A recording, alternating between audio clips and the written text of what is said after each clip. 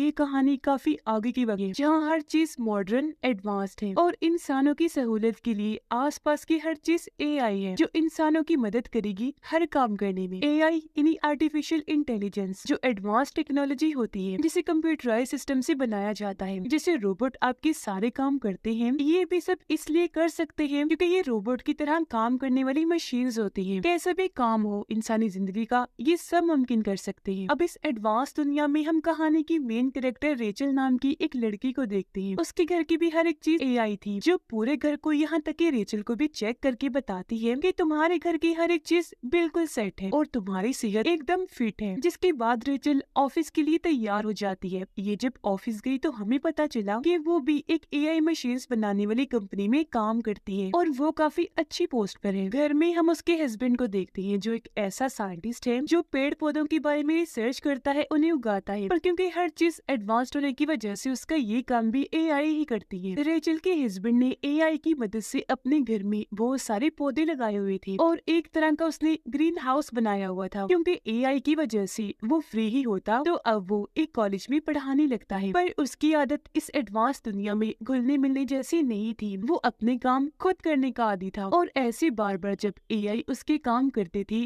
तो उसे अच्छा नहीं लगता था। अब रेचल जब दूसरे ऑफिस थी तो वहाँ मीटिंग हो रही थी। यहाँ रेचल सबको बताती है कि मेरी टीम ने एक और एआई बनाया है जो बिल्कुल आंख जैसा है। ये इंसान से सोचने की सलाहियत और फैसले कैसे लेते हैं ये सीख रहा है, क्योंकि आगे चल के ये इंसान के लिए असिस्टेंट या कहीं के एडवाइजर के तौर पर काम करेगा जो इंसान को अच्छी बुरी चीज में मशवरे दिया करेगा। ये सुनकर एक वर्कर को हैरानी हुई। वो कहती है कि ये तो सारे इंसानों के करने के काम है। अगर ऐसी इंसानों की जगह एआई ये काम करती रही तो ऐसी तो ये इंसानों की जगह इस तरह ले लेंगे कि फिर इंसानों की नौकरी भी यही किया करेंगे और इंसान तो बिल्कुल फ्री ही हो जाएंगे। फिर हम क्या करेंगे, बेरोजगारी बढ़ जाएगी। तब ये सुनकर उनके सीनियर कहती है कि ऐसा कुछ नहीं होगा, ये हमारी जगह लेने के लिए नहीं बल्कि हमारी मदद करने के लिए बनाए गए हैं। इंसान जहाँ है वो वहाँ ही रहेंगे। फिर मीटिंग खत्म होने के बाद रेचल जब अपने ऑफिस जा रही थी तो उसकी बॉस उसे बुला लेती है और कहती है कि तुम पिछले 2 सालों से काफी अच्छा काम कर रही हो और अब हम तुम्हारी प्रमोशन करने का सोच रहे हैं, यानी तुम्हारी पोस्ट पर और तरक्की देने का। लेकिन वो देने से पहले हम तुम्हारी फैमिली के बारे में जानना चाहते हैं कि तुम्हारा भी फैसला अपनी फैमिली को बढ़ाने का तो नहीं, यानी बच्चा पैदा करने का। जो सुनकर रेचल को काफी हैरत हुई कि मेरी प्रमोशन का भला बच्चे पैदा होने से क्या ताल्लुक। पर वो ये कहकर मना कर देती है कि नहीं, अभी इस बारे में हमने सोचा नहीं। जिस पर उसकी बॉस कहती है कि मैंने ऐसा इसलिए पूछा क्योंकि हमारी कंपनी को तुम्हारी वजह से काफी फायदा हो रहा है, तुम काफी अच्छा काम कर रही हो। तो मैं नहीं चाहती कि जब तुम बच्चा पैदा करने का सोचो तो तुम्हें छुट्टियाँ लेनी पड़ जाए। काम पर तुम्हारा रेगुलर होना जरूरी है, पर अगर तुम बच्चा पैदा करना चाहती हो तो हमारे पास इसका दूसरा हल है। जो कहकर वो उसे आर्टिफिशियल वूम सेंटर का नंबर देती है जहाँ पर मसनूई तरीके से बच्चे पैदा किए जाते हैं। इन्हें जैसे माँ के पेट में 9 महीने तक बच्चा पलता रहता है उसी तरह आर्टिफिशियल वूम में बच्चा पलता है और ये बिल्कुल माँ और बच्चे पैदा होने की प्रोसेस जैसा ही होता है। अब जब रेचल उस सेंटर में गई तो वो सब कुछ देखकर और जानकर काफी खुश हो जाती है क्योंकि अब उसका भी दिल माँ बनने का कर रहा था। इसलिए वो यहाँ अपना नाम भी लिखवा देती है क्योंकि जो आर्टिफिशियल वूम बनाई जाती है वो हर वक्त नहीं होती बल्कि फैमिलीज के कहने पर अरेंज करवाई जाती है। अब अगले ही दिन रेचल के पास सेंटर से कॉल आ जाती है और उसे बताया जाता है कि आपके लिए आर्टिफिशियल वूम का इंतजाम हो गया है। जो सुनकर वो काफी खुश हो गई थी क्योंकि अब वो भी एक बच्चा हासिल कर लेगी। उधर रेचल का हस्बैंड जब कॉलेज में था तो वो बच्चों को एक पेड़ से फल तोड़कर देता है ताकि वो खा ले, पर कोई भी उसे नहीं खाता इस वजह से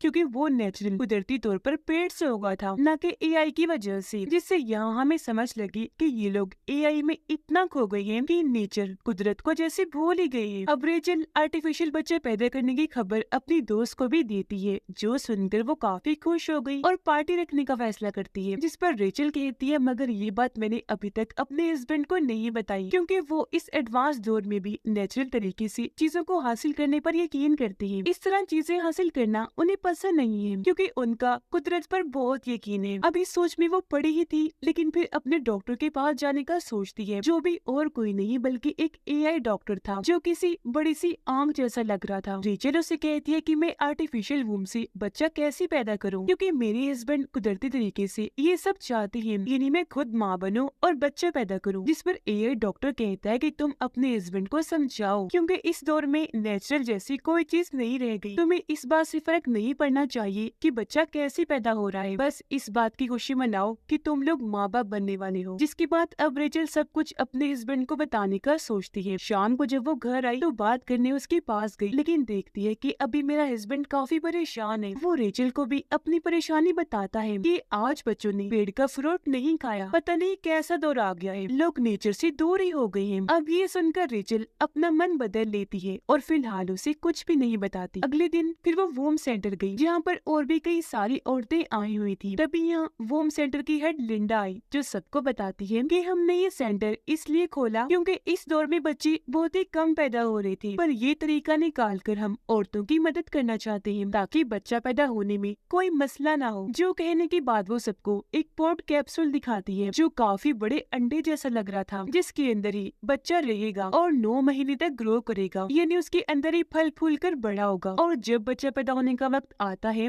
तो ये पॉट कैप्सूल उसके माँ बाप को दे दिया जाता है। जिसके बाद वो ये भी कहती है कि आप बच्चे से कोई बात करके, कोई गाना सुनाकर उसे कनेक्ट करने जुड़ने की भी कोशिश कर सकते हैं। इसके अलावा ये भी कि बच्चे को खाना कैसे खिलाते हैं, और क्योंकि ये बच्चे के माँ बाप हैं तो पॉट कैप्सूल ये घर ले जा सकते हैं। क्योंकि ये सब इन्हें बताने का मकसद ये था कि ये पूरा प्रोसेस असली जैसा ही है, तो घबराने की जरूरत नहीं है। अब लिंडा रेचल को कहती है कि अगर तुम ये प्रोसीजर शुरू करवाना चाहती हो तो पहले इसकी फीस भरनी होगी। जिस पर वो कहती है कि अभी इसके लिए मुझे टाइम चाहिए ताकि मैं अपने हस्बैंड से बात कर लूं। जिसके बाद वो पूरा ज़हन बना लेती है और आखिर घर आकर सारी बात अपने हस्बैंड को बता देती है कि मुझे आर्टिफिशियल वूम की मदद से बच्चा चाहिए, क्योंकि मुझे अपने करियर पर ध्यान देना है, तो नेचुरल तरीके से मैं बच्चा पैदा नहीं कर सकती। अब ये सुनकर उसके हस्बैंड को काफी बुरा लगा, क्योंकि एक तो वो इस तरीके के खिलाफ था और दूसरा कि रेचल ने अकेले ये फैसला ले लिया था। इस पर वो कहती है कि मेरी मजबूरी है, क्योंकि ये चीज मेरी प्रमोशन से जुड़ी हुई है। और अब इस बात को लेकर उनकी बहस होने लगी, लेकिन फिर रेचल अपना गुस्सा कंट्रोल करके उससे माफी मांगती है और ये भी कहती है कि हमें पहले मेरी एक दोस्त से मिल लेना चाहिए, क्योंकि उसने भी आर्टिफिशियल तरीके से ही बच्चा पैदा किया है। अगर उसके लिए सब ठीक रहा होगा तो हम भी ये कर लेंगे। जिसके लिए उसका हस्बैंड मान गया और अगले ही दिन ये रेचल की दोस्त के घर आ जाते हैं, जहाँ उसकी दोस्त का हस्बैंड उन्हें हंसी मजाक में ये समझाने लगता है कि तुम आर्टिफिशियल वूम में बच्चे को कैसे उठाकर अपने साथ कहीं भी ले जा सकते हो। जो देखकर रेचल के हस्बैंड को काफी अजीब लगा। फिर वो घर आकर रेचल से कहता है कि मैं ये फैसला इतनी जल्दबाजी प्रेशर में नहीं ले सकता, आखिर बच्चे का मामला है। जिस पर रेचल कहती है कि ऐसा करो, तुम मेरे AI डॉक्टर से बात कर लो, वो भी तुम्हें ठीक ही बताएगा। अब उसके कहने पर रेचल का हस्बैंड AI डॉक्टर से बात करता है, पर वहाँ भी उसकी बहस हो गई, इसीलिए बात बीच में ही छोड़कर वो वहाँ से बाहर निकल आता है। रात को खाने के वक्त भी ये एडवांस जिंदगी से इंसानों पर पड़ने वाली असरात के बारे में बात करते हैं कि AI की वजह से इंसान अब खुद से कोई काम नहीं करते, ऐसे तो वो आलसी बन जाएंगे। पर रात को ही रेचल के हस्बैंड को एहसास हो गया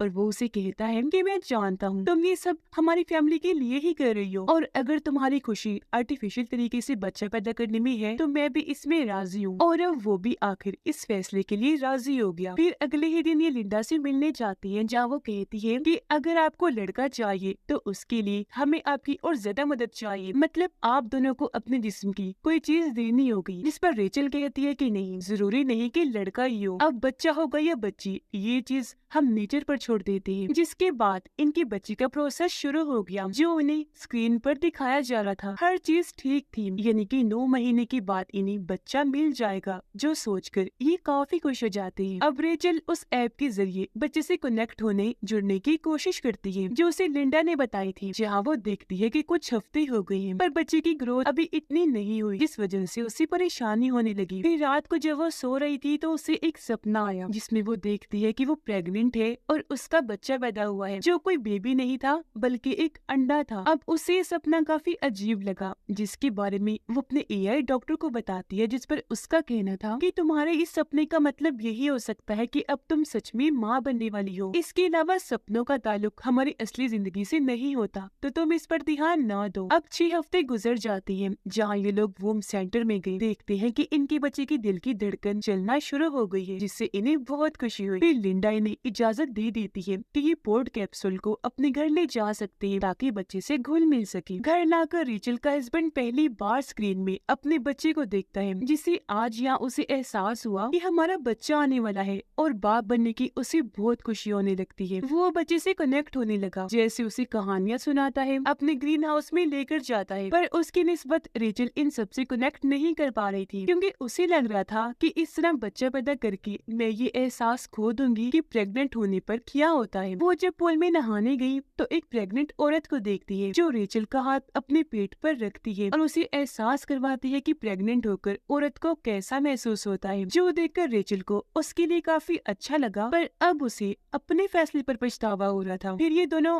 वोम सेंटर गए अपने बच्चे के बारे में और ट्रेनिंग लेने के लिए, जहाँ ये देखते हैं कि वहाँ आज कुछ बड़े बच्चों को लाया गया है जो पढ़ाई कर रहे हैं, पर वो खुद से कुछ भी नहीं लिख रहे, बल्कि वो एआई रोबोट्स को कह रहे हैं कि ये लिखो, जिस पर वो रोबोट्स लिख रहे थे। अब ये देखकर अक्सर माँ बाप को काफी हैरानी हुई। और फिर तभी यहाँ खड़ा एक लड़का पूछता है कि मेरा भतीजा आर्टिफिशियल वोम से पैदा हुआ था, पर एक अजीब चीज, उसे आज तक एक भी सपना नहीं आया। इस पर लिंडा कहती है कि हाँ, वो हमारी तरफ से ही हुआ है। हमने खुद उन बच्चों की कुछ चीजों पर लिमिटेशंस लगाई हैं ताकि बच्चे वो काम ना करें, पर जल्द हम उन सब बच्चों के लिए हर चीज खोल देंगे। उधर रेचल हर वक्त परेशान रहने लगी थी, ये सोचकर कि कहीं मैंने कोई गलत फैसला तो नहीं ले लिया, जिस वजह से उसके काम पर भी असर पड़ रहा था। वो जिस तरह पहले अपने एआई की आयरन इन्वेंशंस इजाद कर रही थी, अब वो काम सुस्त हो गया था, जिस बात का उसे नुकसान भी हो सकता था, क्योंकि ये रिपोर्ट सीधा उसकी बॉस के पास जाती थी, जिससे उसे ये लग सकता था कि कोई इंसान टाइम पास कर रहा है या दिल से काम कर रहा है। अब रेचल का हस्बैंड अपने बच्चे को कॉलेज में भी लेकर जाता है, जहाँ उसे बहुत खुशी मिलती है। फिर उसका सीनियर आकर बताता है कि तुम्हारे ग्रीन हाउस की वजह से हमें बहुत पैसे देने पड़ते हैं, तो अब से तुम्हें ये काम बंद करना पड़ेगा, जो सुनकर उसे काफी गुस्सा आ जाता है। अब वो जब घर आया तो रेचल ये सोचकर काफी परेशान होने लगी थी कि आखिर मेरा हस्बैंड बच्चे से कनेक्टेड है, मैं क्यों नहीं। अपने इस सवाल का जवाब पाने के लिए ये दोनों एआई डॉक्टर के पास गई, जहाँ रेचल उसे अपना ये मसला बताती है, पर क्योंकि वो एक एआई था तो यहाँ वो इंसानों के इमोशंस, जज्बात को समझ नहीं पाता कि किसी से कनेक्ट होना क्या होता है। इसीलिए वो कहता है कि मुझे लगता है कि बच्चे में कोई गड़बड़ है, तो मुझे इसका इलाज करना चाहिए, तो इसे कुछ दिन के लिए यही छोड़ दो ताकि मैं इससे कनेक्ट होकर ये समझ पाऊँ कि ऐसा क्यों हो रहा है। पर अब इन दोनों को समझ आती है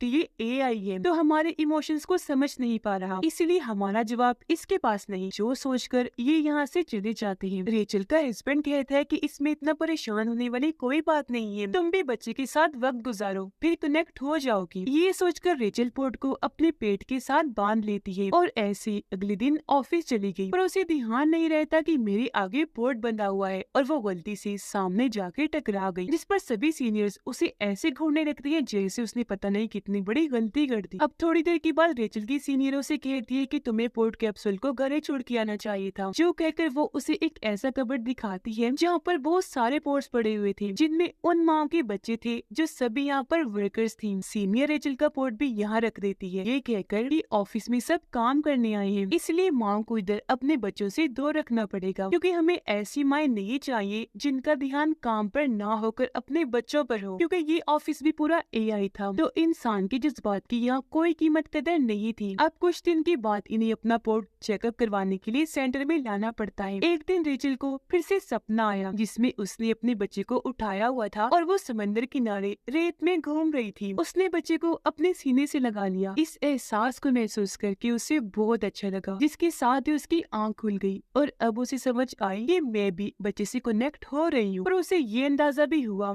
कि मुझे इसमें नेचर की भी मदद लेनी पड़ेगी। इसीलिए वो अपने घर में बने ग्रीन हाउस में जाती है और अपने हस्बैंड के लगाए पेड़ पौधों की खुशबू लेने लगती है। फिर एक गमला उठाकर घर के अंदर भी ले आई। उसके हस्बैंड ने जब उसे ये करते हुए देखा तो उसे भी काफी अच्छा लगा। अब जब रेचल ऑफिस जा रही थी तो उसकी बॉस एक बार फिर उसे पकड़ लेती है और पूछने लगी कि भाई क्या बात है, तुम्हारी तरफ से काम इतना सुस्त क्यों है? एआई इन्वेंट करने में तुम काफी पीछे हो। तुम्हारा बच्चा तो ठीक है, कहीं उसकी परेशानी तो नहीं? जो सुनकर रेचल को काफी अजीब लगा। वो समझ जाती है कि मैं चाहे जो मर्जी कर लूँ यहाँ, लेकिन मेरी बॉस कभी खुश नहीं होगी, क्योंकि इन्हें इंसानों के रूप में ऐसे रोबोट चाहिए जो अपने इमोशंस को साइड पे रख के हर वक्त काम करते रहे। अब देखते ही देखते इनका बच्चा 8 महीने का हो जाता है। ये काफी खुश थी। उसके साथ और वक्त गुजारने के लिए ये पोर्ट को घर ले जाने के लिए कहती है, पर लिंडा इन्हें ये कहकर मना कर देती है कि सॉरी, ऐसा मुमकिन नहीं है, क्योंकि इस स्टेज के बाद हम बच्चे के दिमाग और जिस्म की ट्रेनिंग करते हैं। असल में हम यहाँ एक रिसर्च भी करते हैं, जिसके लिए बच्चों के दिमाग से डेटा लिया जाता है जो हमारे रिसर्च में काम आएगा। जो सुनकर रेचल काफी चौंक गई रहती है, मगर मैंने ऐसी किसी ट्रेनिंग के लिए हामी नहीं भरी थी। मेरी इजाजत के बगैर हमारे बच्चे के साथ आप ऐसा कैसे कर सकती हैं? इस पर लिंडा हंसते हुए कहती है कि ये सब आपकी कॉन्ट्रैक्ट समझौते में था, आपने उस पर साइन किए थे, जिस पर साफ लिखा था कि हम यहाँ पर रिसर्च भी करते हैं और अब आपको बच्चा ले जाने के लिए नहीं दिया जाएगा, क्योंकि हम बच्चे की डिलीवरी कुछ दिन पहले ही कर देते हैं। यानी बच्चा पैदा करके उसे पोर्ट से निकाल लिया जाएगा, क्योंकि हमारे पास यहाँ एक लंबी लिस्ट है जिन और औरतों ने अपने बच्चे पैदा करवानी है जिनके लिए हमें पोर्ट्स चाहिए। तो इसीलिए अब ना चाहते हुए भी उन्हें ये बात माननी पड़ी। और अब वक्त के साथ साथ रेचल को समझ आने लगती है कि ये सब कुछ ट्रैप जाल की तरह था, हमें फंसाने के लिए प्रमोशन के नाम पर आर्टिफिशियल तरीके से बच्चा पैदा करवाने का कहा गया, क्योंकि इस तरह वो लोग अपनी रिसर्च भी कर सकेंगे और हमारी कंपनी को गवर्नमेंट और बाकी बड़े इदारों से पैसे भी मिलेंगे। अब घर आकर दोनों ही काफी उदास थे, लेकिन उसका हस्बैंड रुकने वाला नहीं था। वो वापस सेंटर में आकर अपने बच्चे वाला पोर्ट चोरी छुपे उठा लेता है और सबकी नजरों से बचते हुए उसे घर ले आता है। और अब अपने बच्चे को वापस पाकर ये दोनों ही काफी खुश हो जाते हैं। पर इस रात रेचल को दोबारा सपना आया जिसमें उसका बच्चा पैदा हो गया है और अब वो एक मॉल में अपने बच्चे के लिए शॉपिंग कर रही है। अब नींद से उठने के बाद वो अपने हस्बैंड को कहती है कि मैं भी तुम्हारे साथ इत्तेफाक करती हूँ, मैं भी अपने बच्चे को इस दुनिया में बड़ा नहीं करना चाहती, बल्कि नेचुरल तरीके से